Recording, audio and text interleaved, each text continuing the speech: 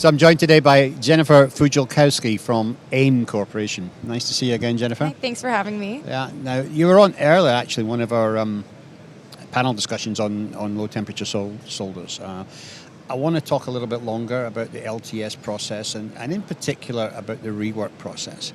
I mean, it seems to be ignored largely, this business of having BGAs that are using SAC 305 balls when you're working with a low temperature solder for the rest of the board.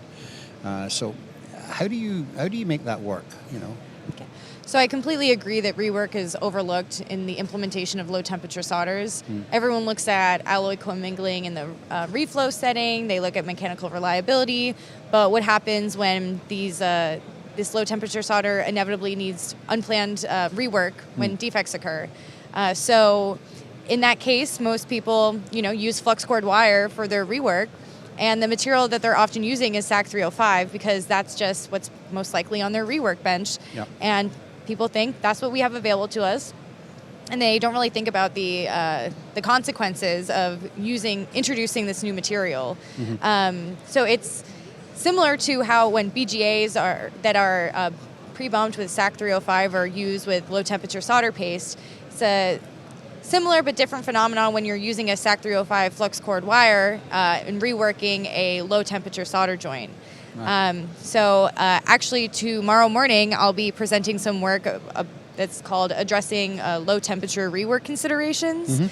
And that's because, like we said, this is something that isn't being looked at as often. Right. But there is evidence to believe that using entirely a low temperature alloy in your assembly, namely in the reflow process, will enhance your reliability. So we're looking at how using all low temperature solders can affect your reliability in the rework setting. Right. Okay. So let's look at what are some of the consequences of trying to rework using SAC 305. What can go wrong with it? I mean, what are the typical problems you run into? Well, instead of focusing on the consequences of SAC 305, I can talk a bit more about the advantages of using a low temperature alloy in the rework setting. So first of all, because it melts at a lower temperature, you can potentially reduce the temperature of your soldering iron tip. So if part of the reason that you're using the low temperature solder is to reduce the thermal stress that you're putting on your assembly, by reducing the iron tip, you're reducing the amount of heat that's being introduced to all the components around where you're reworking. So that's one reason to use the low temp in the first place. Right. And also by using a SAC 305 flux cored wire, you're just introducing a new material to your assembly.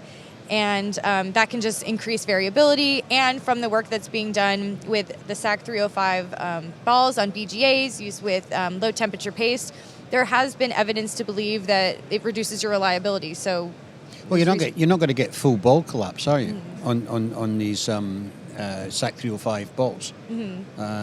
Because you're only, you're reflowing the board at anything between 180 and 220, so you're not getting full ball collapse. Yeah, which exactly. is an issue. So it also makes, I assume, if you're using low temperature solder balls as well as low temperature solder for the process, then you're getting a homogeneous joint throughout, basically. So that's going to help matters. Yeah, exactly. And in the rework setting, when you're just using a full, like using one alloy, you're going to introduce less variability. Okay. So do you think there needs to be some sort of standard that comes out, to help guide people towards using at least the same alloy? Yeah. Well, I think that just more research needs to be done before we start forcing people to do one thing or another. Right. And I think that the study that we're starting and presenting tomorrow kind of touches the tip of the iceberg on the whole whether or not you should implement all low temperature in every single step of your process. Right. And in the study, we go through what fluxes you can use to help using low temperature alloys in the rework setting, because bismuth is infamously a slow wetting alloy, or when it's used in an alloy. Yeah. So there's different fluxes you can use to improve, let's say, like barrel fill, And so what our study is trying to do is just to guide our users for best practices, as opposed to telling them that they need to do this or that, but to give them some support so when they're implementing these low temperature pastes, they then know how to process their assembly further down the line in the event of an unplanned defect. Right. Now, I think you mentioned back in the panel discussion that when you're looking at using tin bismuth alloys, one way of being able to improve the ductility is using silver in the process. Some other companies are using dopants and things like that. How effective are these? So silver is an extremely effective element to use to improve characteristics such as wetting or to reduce the brittleness or increase ductility. Just 1% is a good option, because then it keeps it at that just about eutectic melting temperature of 138.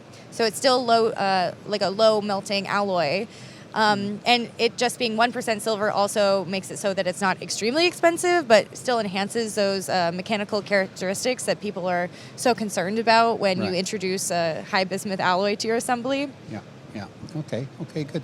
So any other tips you can give us about the presentation you're going to make tomorrow?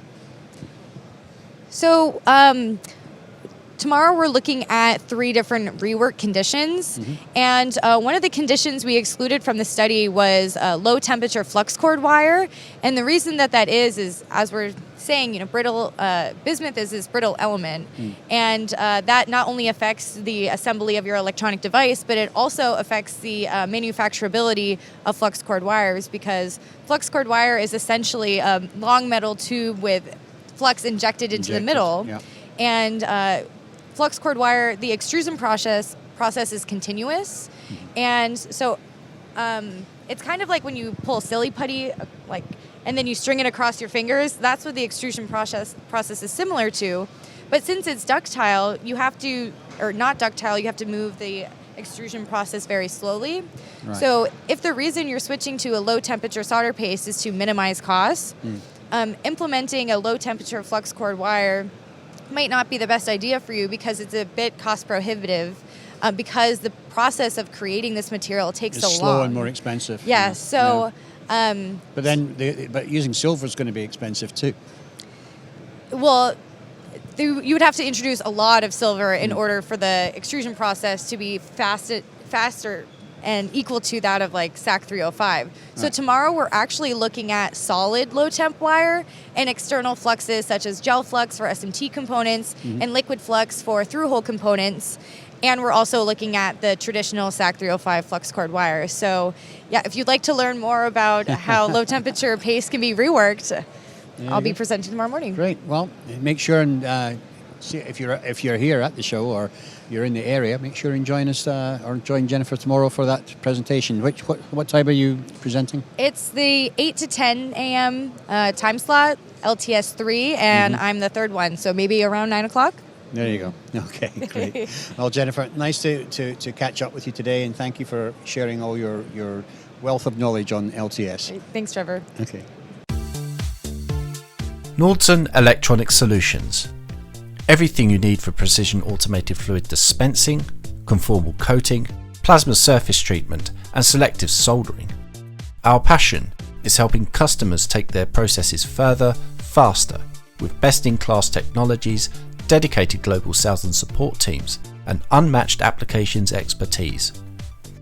From the names you respect, Asamtec Fluid Dispensing and Conformal Coating, March Plasma Treatment, and Select for selective soldering, we offer years of experience in advanced technology solutions for electronics manufacturing.